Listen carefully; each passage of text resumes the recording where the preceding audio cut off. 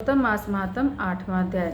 सूत जी बोले, हे तपोधनो, भगवान विष्णु और श्री कृष्ण के वचन सुनकर नारद जी बहुत खुश हुए, परंतु फिर भी प्रश्न करने लगे।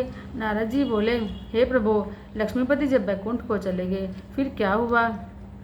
यह सब आप मुझसे कहिए। हरि का वृत्तांत सबके लिए हितकारी है। ऐसे प्रश्न से प्रसन्न होकर श्री नारायण जगत को आनंद देने वाले वचन बोले। श्री नारायण कहने लगे, हे नारद, जब लक्ष्मीपति वैकुंठ चले गए तो अधिक मास को अपने धाम में अपने पास बुलाया। वहाँ वैकुंठ में बसकर अधिक मास आनंद से रहने लगा और भगवान के साथ क्रीड़ा करने लगा। श्री कृष्ण ने मन से प्रसन्न होकर मल मास को 12 मासों में श्रेष्ठ बना दिया और वह सबका प्रिय हो गया। इस प्रकार भक्त वत्सल भगवान युधिष्ठिर और द्रौपदी को कृपा से देखते हुए अर्जुन से बोले, हे राज सिंह, दुख में डूबे होने के कारण तुमने तपोवन में आए पुरुषोत्तम का आदर नहीं किया और वृंदावन चंद्र का प्रिय मास आपके वन में रहने से अनजाने से चला गया। भय से दुखित मन वाले भीष्म द्रोण भी नहीं जान पाए और भय के द्वेष से तुमने नहीं जाना। वेद व्याधि से प्राप्त विद्या आराधना में लगे रहे। भयंकर युद्धशाली अर्जुन इंद्रप्रस्थ गए और उसके दुख से दुखित आप लोगों ने नहीं जाना। अतः अब क्या करना चाहिए? मनुष्य को प्रारब्ध भोग अवश्य भोगना पड़ता है। मनुष्य प्रारंभ से ही सुख दुख भय आनंद को प्राप्त होता है। अतः सदा भाग्य पर ही भरोसा रखो। हे महाराज, अब आपके दुख का दूसरा कारण कहता हूँ। इतिहास पूर्वक इस कथा को अच्छी तरह सुनो। श्री कृष्ण कहने लगे, यह द्रौपदी पूर्व जन्म में महाभाग्यशाली ब्राह्मण की कन्या थी। कुछ काल बीतने पर 12 साल की होगी।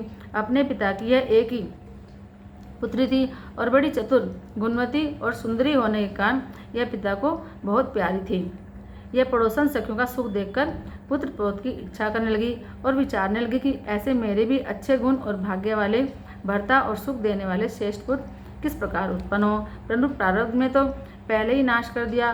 क्या करूं? क्या किसी मुनि के पास जाऊं या किसी तीर्थ में जाकर वहां पर रहूं? मेरा भाग्य कैसे सो गया है कि कोई भर्ता मेरी इच्छा नहीं करता। बड़े आश्चर्य की बात है कि मेरे भाग्य में मेरा पंडित पिता भी मूढ़ हो गया है।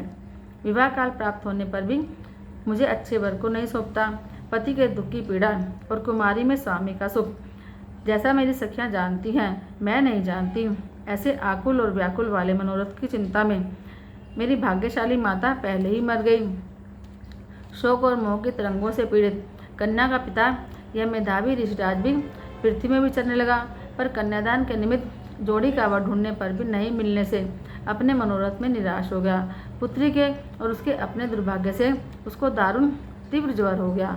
तब वह ऋषिराज सब शरीर में अति शूल होने के कारण व्याकुल हो गया और श्वास पर श्वास से युक्त होकर लौटता गिरता घर आकर पृथ्वी पर गिर पड़ा, जैसे मदिरापान करने से मूर्छा को प्राप्त हो जाता है। अपनी पुत्री का स्मरण किया। जब तक पुत्री भय से व्याकुल होकर अपने पिता के पास आई तब तक वह मरने के समान हो गया।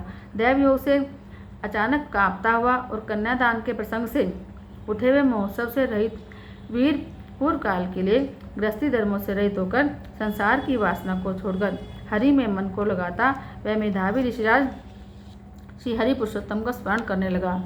हे श्री कृष्ण, हे गोविंद, हे हरे, हे मुरारे, हे राधेश, हे दामोदर, हे दीनानाथ, हे ऋषिकेशव, आपको नमस्कार है। मैं आपको नमस्कार करता हूँ। आप मेरी इस संसार रूपी समुद्र से रक्षा कीजिए। इस प्रकार मुनि के वचन सुनकर बहुत जल्दी भगवान के पार्षद मरे हुए मुनि के जीवात्मा को लेकर भगवान के वैकुंठ धाम को चले गए। वह पुत्री पिता का मरण सुनकर हाय हाय कर रोती और पिता के देह को गोदी में रखकर विलाप करने लगी।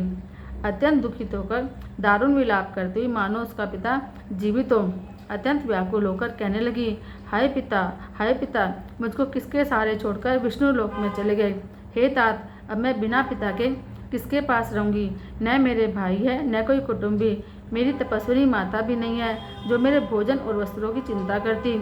अब इस दशा में मैं भी मर जाऊंगी। जीने से अब क्या लाभ है? उसे इस प्रकार बार बार रोते और विलाप करते हुए सुनकर उस वन में रहने वाले ब्राह्मण सोचने लगे कि अत्यंत करुणा भरे स्वर में इस तपोवन में कौन रोता है। फिर तपस्वी मेधावी ऋषि की पुत्री का रोना निश्चय करके वहां पहुंचे और वहां पुत्री की गोद में मरे हुए मुनि को देखकर वन में रहने वाले मुनि ऋषि भी रोने लगे और पुत्री की गोद से मेधावी ऋषि की लाश को लेकर शमशान घाट में ले जाकर अंत्येष्ट विधि से चारों तरफ काठ लगाकर जला दिया। कन्या को समझाकर सब अपने अपने घर को चले गए और कन्या ने धैर्य धारण कर यथाशक्ति खर्च करके अपने पिता की अंतिम संस्कार की सारी क्रियाएं करी। बोलो श्री कृष्णचंद्र भगवान की जय।